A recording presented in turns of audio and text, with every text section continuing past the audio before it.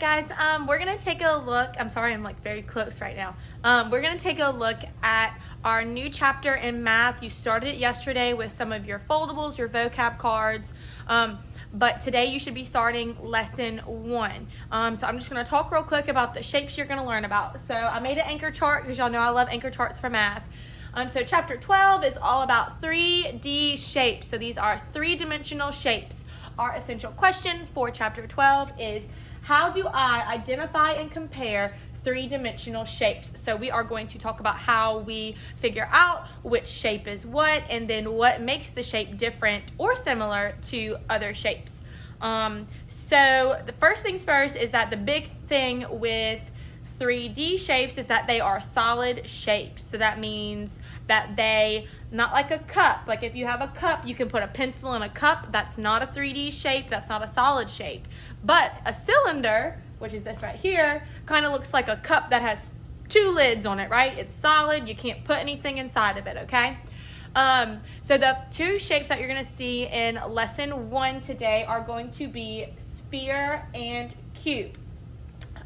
So we are going to classify these 2 shapes by kind of how they look, but instead of using like vertices and sides, how we did with 2-dimensional shapes, we're going to classify these shapes and compare them to one another by how they move.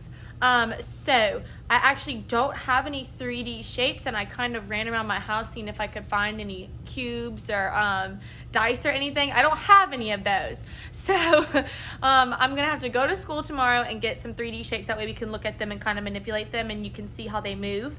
But I'm going to go ahead and talk about sphere and cube and how they move. So a sphere, it has curves. So that's going to be like your globe. It's going to be like your baseball. It's going to be your basketball. It's going to be a ping pong ball, a tennis ball. It's a round circle sphere.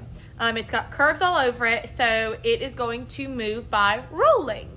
Can you stack? If you had 2 basketballs, could you stack them on top of one another? No, they would roll right off of each other, right?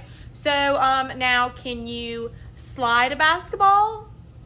You can slide a basketball, but really it's just going to be rolling. It's going to be rolling over itself and rotating on its curves. So that's how a sphere moves.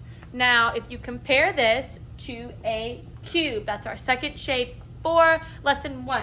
Cube has flat surfaces all around it. So you know, like the dice we use in class to play some of our games and pick writing topics, you know that it has flat sides all around it.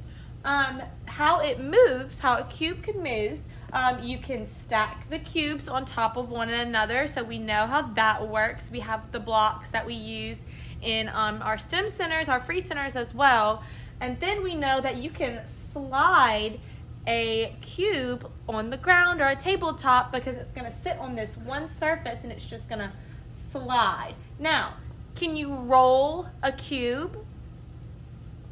You could try and push it, but you'd have to keep pushing it because it would just flip to the next flat surface. So a cube does not roll, whereas a sphere does roll. So that's how to tell those 2 are different. Spheres and cubes are very different in that spheres have curves and they roll, and then cubes have flat surfaces, but they can be stacked and you can slide them. So when I get my shapes tomorrow, I'm going to show you guys how they work, and you can see me kind of manipulate them and show how they move, and then we'll start comparing cylinder and cone tomorrow as well. So good luck on your math workbook pages. I'll see you tomorrow. Bye.